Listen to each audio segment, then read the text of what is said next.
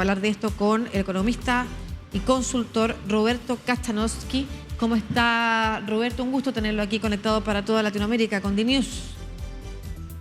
¿Qué tal? ¿Cómo le va, Lucía? Un gusto saludarla. Muchas gracias. Primero, ¿el resultado es el esperado a propósito de las medidas anunciadas por el gobierno, para luego hablar en concreto de las medidas de su opinión al respecto?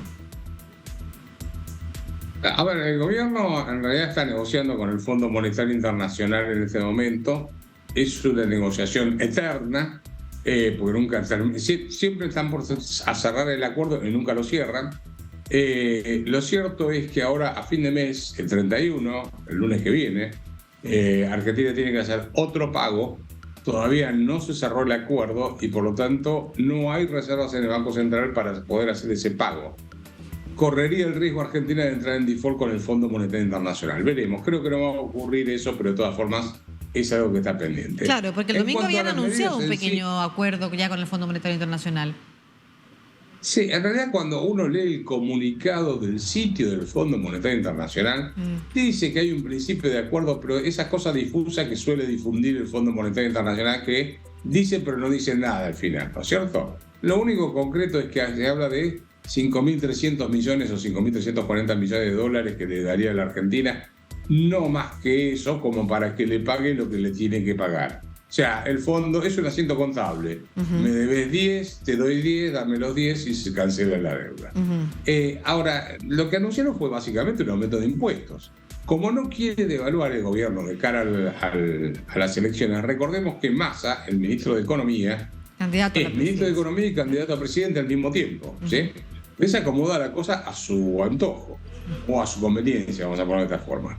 Entonces, él no quiere subir el precio del dólar o devaluar el peso y por lo tanto lo que hace es encubiertamente devaluar, poniéndole cada vez más impuestos a la compra de dólares para importar.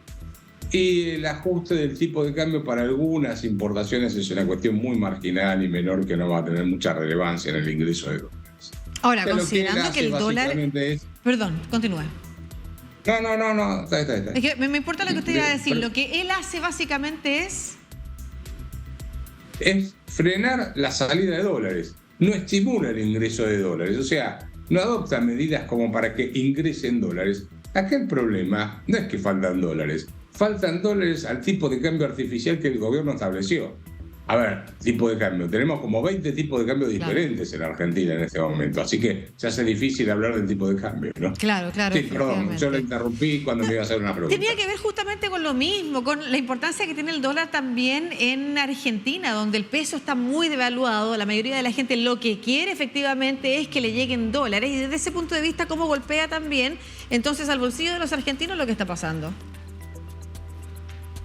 Bueno, a ver, la primera cosa a considerar es que Argentina cambió su signo monetario 5 veces. Un peso actual estuvo el peso moneda nacional, el peso del 1888, el peso argentino, el austral y este que está agonizando. ¿Sí? Calcule que en la moneda de mayor denominación en este momento son 2.000 pesos, que son menos de 4 dólares, son 3 dólares con el 86 el tipo de cambio blue. Así que Argentina no tiene moneda directamente en el sentido estricto del concepto de moneda, ¿no es cierto? Entonces, lo que hace el argentino es usa el dólar como referencia, como unidad de cuenta, obviamente, y como reserva de valor. Entonces, ¿cómo va a afectar esto? Y bueno, el grueso de los argentinos tienen ingresos en pesos. Si los precios siguen a la evolución del tipo de cambio, lo más probable es que aumenten los precios, pero al mismo tiempo, como los salarios no van a aumentar al mismo ritmo, va a caer la demanda y se va a profundizar el proceso recesivo en el cual estamos. Con lo cual vamos a entrar en un combo de inflación con recesión y déficit fiscal, obviamente, que es financiado con una emisión monetaria que ya pesos que la gente no quiere y se los saca rápidamente de encima, ¿no? Claro.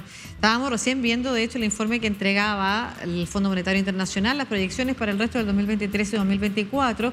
Habla de una mejora de las previsiones proyectadas para el mundo, también incluso para Latinoamérica, pero para Argentina el escenario no es positivo. En paralelo, está negociando con Argentina, como usted bien señala, pero como lo ha hecho el Fondo Monetario Internacional, también con otras economías, exige metas fiscales. pero que para Argentina son muy difíciles de cumplir. ¿Cuál es? Mire, hemos conversado con distintos expertos, como usted también, e incluso nos han llegado a decir, no hay la verdad es que no hay soluciones. Yo les digo, ¿cuáles son? ¿Qué medidas se debieran tomar? Y dice, la verdad no hay nada que hacer. Y eso es muy difícil. Nosotros lo podemos tomar con humor negro dentro de esta conversación, pero la verdad es que para los ciudadanos y ciudadanas argentinas es muy difícil porque la economía tiene empobrecida la mitad del país. O sea, estamos hablando de una grave situación económica. Además, al exigirle metas fiscales, estamos hablando de que obligatoriamente debiera retraerse la economía también, o la entrega de, por ejemplo, los beneficios sociales. Entonces, según su experiencia, su conocimiento, ¿cómo debieran mezclarse todo ese tipo de medidas para encaminar a una salida del hoyo económico en el que se encuentra ese país? Lamento tener que decirle que con este gobierno no hay ninguna solución posible. Es imposible, pues estamos a 15 días de las elecciones de lo que llaman las PASO, las primarias, o las internas, son las partidas donde se eligen los candidatos de cada uno de los partidos. Después en octubre vienen las elecciones y ahí hay que ver si se va a una segunda vuelta o no en noviembre. Así que llegar de acá hasta diciembre es eterno, y con este gobierno que no tiene un presidente que no es presidente, tiene un ministro de Economía que no maneja la economía, tiene una vicepresidente que se separa del gobierno y dice, no, esto no es culpa mía. Entonces, es imposible generar el mínimo de confianza como para adoptar algún tipo de... Claro, considerando además que las elecciones nunca son muy buen momento para tomar medidas serias, sino populistas. A mediano y largo plazo, concretamente, independiente del gobierno, porque la verdad es que el escenario político en argentino es bastante diverso y nada asegura que un próximo gobierno pudiera tomar otro tipo de medidas. Entonces, más allá del gobierno de turno, ¿cuál para usted es el camino y las medidas que se debieran adoptar? Por ejemplo, para primero, si es necesario no dar respuesta al FMI con alguna de sus exigencias, y luego también cómo seguir avanzando en una economía que se pueda recuperar al menos del lugar en el que se encuentra ahora. Si nadie está hablando de crecer, porque en el mundo se está creciendo débilmente, pero el problema en el que está en Argentina es mucho más grave que el resto de Latinoamérica. El Fondo Monetario Internacional no es el problema. Desde que llegó Alberto Fernández al gobierno, Argentina recibió del Fondo Monetario Internacional, se lo digo en números redondos, 29.000 millones de dólares y le pagó 31.000 millones de dólares. A ver, si por 2015, y ni siquiera cumplió las metas. Así que el problema no es el fondo, el problema es la economía argentina. Entonces, si usted tiene un gobierno o un populismo que llevó el nivel de gastos públicos a niveles donde es infinanciable, usted el gasto público lo puede financiar con impuestos. En la Argentina, de acuerdo a trabajo del Banco Mundial, es el país que más impuestos le cobra a las empresas. Usted puede financiarse con deuda en el mercado interno, ya no queda más margen para eso. Deuda en el mercado externo, no hay con qué financiarse. Y emisión monetaria, que es entrar en la hiperinflación. O sea que la baja del gasto público ya es una necesidad ineludible. Claro. Ahora, eso tiene que ir dentro de una reforma monetaria, una desregulación de la economía, una incorporación de la economía argentina al mundo, una reforma laboral, una serie de planes para terminar con los planes sociales y una reforma monetaria. Entonces, no es una medida aislada. Claro. Hay que tomar un paquete, hay que adoptar un plan económico con respaldo político y un ministro de Economía que tenga convicción del camino a seguir, ¿no? Es bien importante lo que usted señala, porque son una serie de medidas y reformas que requieren de un pacto político global. Entonces, no son medidas que puede impulsar un gobierno. Tiene que la clase política completa argentina tratar de salir efectivamente del hoyo en el que se encuentra hace ya muchos años la economía argentina, cada vez cayendo más y cada vez devaluando la calidad de vida de las personas, pero para eso se necesita una clase política que esté de acuerdo en avanzar con medidas al menos consensuadas, porque si no, llega uno, hace una cosa, llega otro, hace algo completamente distinto, y eso realmente no ha solucionado nada.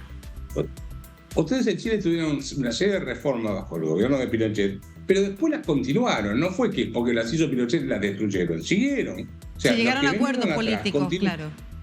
Llegaron a acuerdos políticos, bueno, pero continuaron con el mismo rumbo de política económica en líneas generales, vamos a poner esta. En líneas generales, porque efectivamente el país recibió la dictadura con un 40% de pobreza, fue en el primer año de la concertación de los gobiernos democráticos, que se redujo un 7%, precisamente por los acuerdos a los que llegaron toda la clase política.